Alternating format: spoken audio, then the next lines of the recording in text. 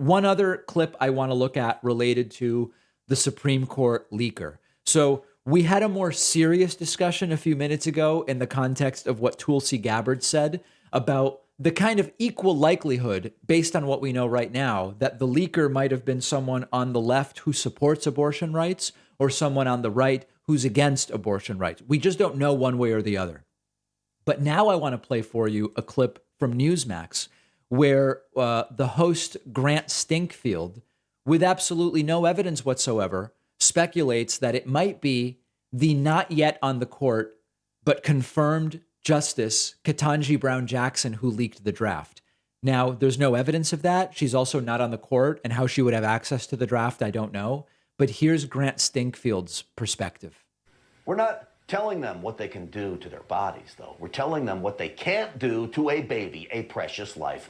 And speaking of Ketanji Brown Jackson, who you just saw there, I find it suspect that the first leak coming out of the Supreme Court in history comes shortly after Judge Jackson is confirmed.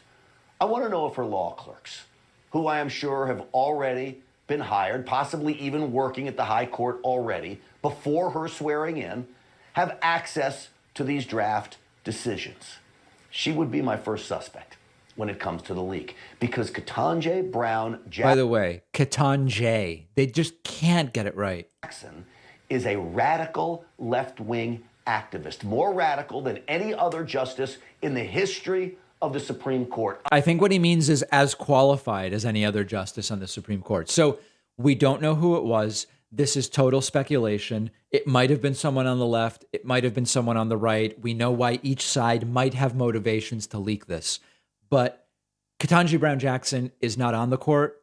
There is no evidence that I was able to find that her forthcoming clerks are already at the Supreme Court with access to documents. There's just no evidence of this whatsoever. And understand, I don't know if this hypothesis is going to pick up steam. But the way that it'll work is Newsmax will float it without evidence. And then people on Twitter will talk about it. And then Tucker will say, there are many people saying it might have been Ketanji Brown Jackson. It's what he did with the vaccines, remember? There are people saying tens of thousands of people died from the COVID vaccines. I'm not saying that, but there are people saying that.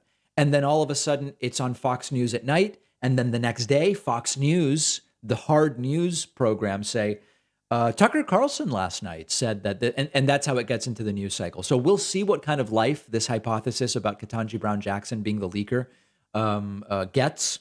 I hope that it's not much, but there is absolutely no evidence, and it violates absolute and complete instinct where she's not even working there. There's no reason to think her clerks are there. There's no reason to think Ketanji Brown Jackson has anything to do with this.